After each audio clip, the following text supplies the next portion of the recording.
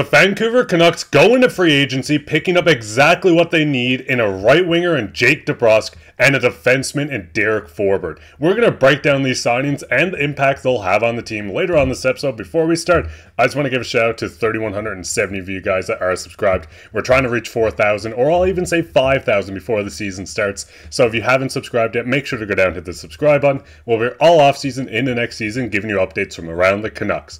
Well, that let's hop straight into the first topic today, which is the Canucks signed Jake DeBrusk. Now, obviously, we see that Jake DeBrusk was signed to a 7-year contract worth $5.5 million per season. And Griffen, this is quite a big signing. I mean, we've been talking about how the Canucks desperately need the winger to play with Petey, and we got that in a guy like Jake DeBrusk.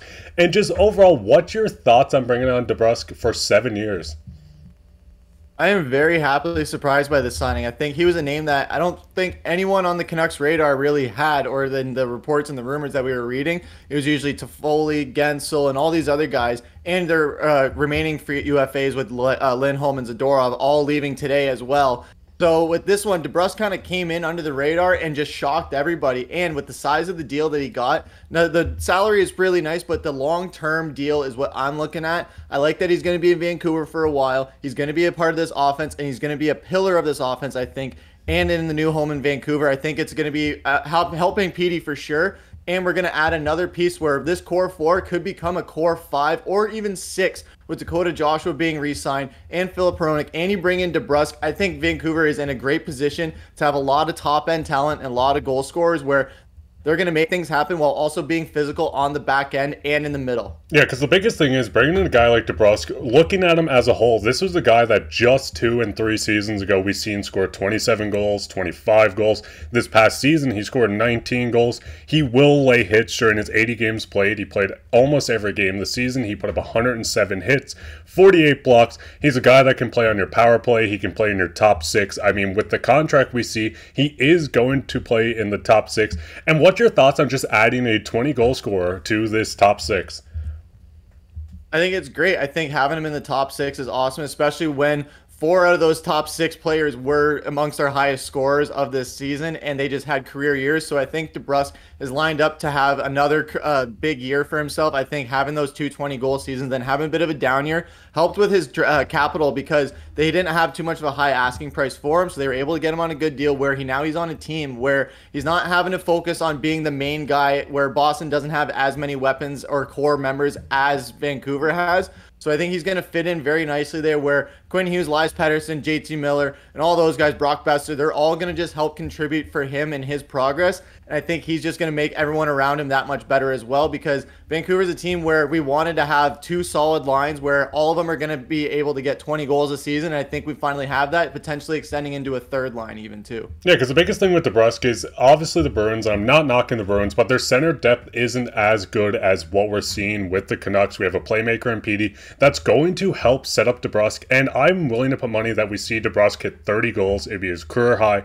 I think he's going to have a phenomenal season. I think he's going to win people over, not only in the regular season, but into the playoffs. When you're looking at Jake DeBrusk's stats, he's 27 years old, so obviously we're getting him for 7 more years, but his playoff production has been good. Just last season, 13 games played, 5 goals, 6 assists for 11 points. We see the year before he scored 4 goals in 7 games. The year before that, 2 goals, 2 assists for 4 points in 7 games. He throw hits in the playoffs with 53 hits in 13 playoff games. So injecting a guy like this that's going to create offense for himself, he's going to score, something the Canucks desperately needed on the power play. Putting a guy like Jake DeBrusk out there, he's going to score 5-on-5 on the power play. He's going to make himself impactful in the playoffs, throwing hits, and I think he's going to win fans over. And what would you kind of put at a ceiling of a productive season for him?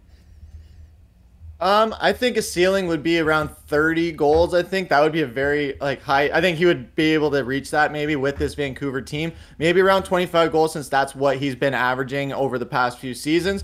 So I think that would be a really nice outlook for him as well. And with the playoff production, I think that's what I'm most excited about. I think his playoff ceiling is what I'm very thrilled about, because we saw in this postseason where, yes, we were physical, but we weren't laying big hits. Yes, we were getting tons of opportunities on the power play, but we weren't capitalizing them. Yes, we were on the penalty kill a lot, and we did a decent job, but we could have shored up a few things more there. And I think DeBrusk is a critical piece to that puzzle and making sure that our playoff power play kill and our power play and our penalty kill is just stellar. And I think he's going to go a long way towards that, while also contributing on the score sheet, where we saw in the postseason that a lot of our best guys didn't exactly show up like we had seen them show up all season. We saw how Petey took a bit of a back seat, and we saw other guys like Pye step up and winning that series for Nashville for us. So I think having that guy where he has shown playoff production and has a lot of playoff experience, I think that'll be a very big piece going into the next season. Yeah, and we are super excited about this. And what's your guys' thoughts on the signing? Do you love the contract? Do you kind of like it?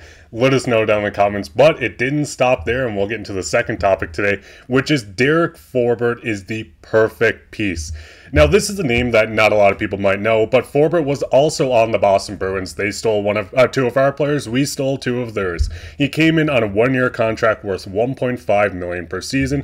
Forbort is a big defenseman, 6'4", 210 pounds. He'll throw hits, he'll block shots. As you can see in 35 games for the Bruins this year, 4 assists for 4 total points, 65 blocks, 68 hits. This is what I'm looking at as a cheap Zadorov replacement. It's the poor man's Zadorov. He's not going to go out, score your goals. This is a shutdown defenseman that can play on your top penalty kill. He's going to come in and replace the role of Ian Cole, but be bigger, stronger, more physical. And just, Griffin, what's your thoughts on bringing in a guy like Forbort?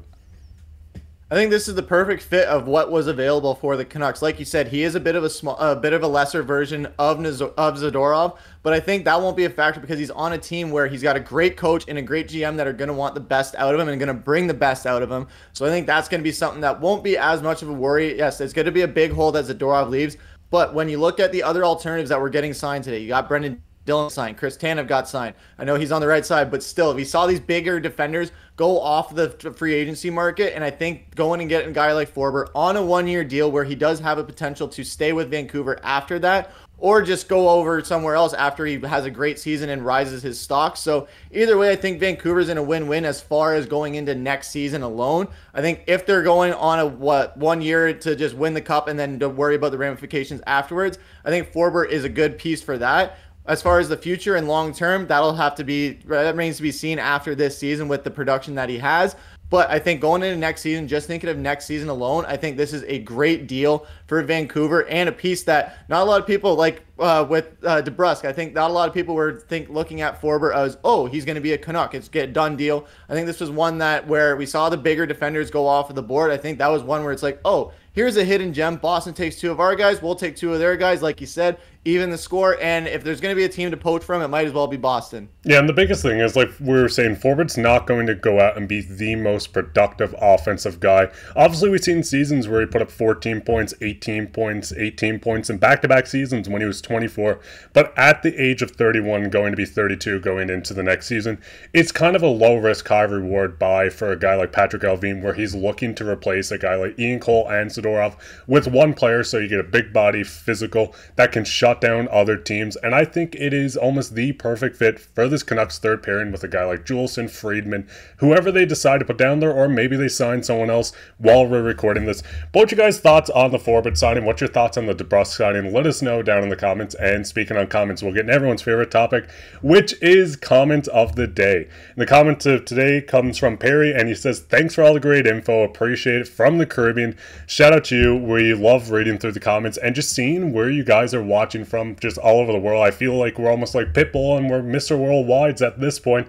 But if you want to go down and leave a comment on where you're watching from, you could be featured on the next comment of the day. While you're down there, share this with your friends, leave a like. We'll be back later on today for even more videos, as it's going to be quite hectic over the next 24 hours, so you don't want to miss another episode. But I've been your host, Mark, with my co-host, Griffin. Take care.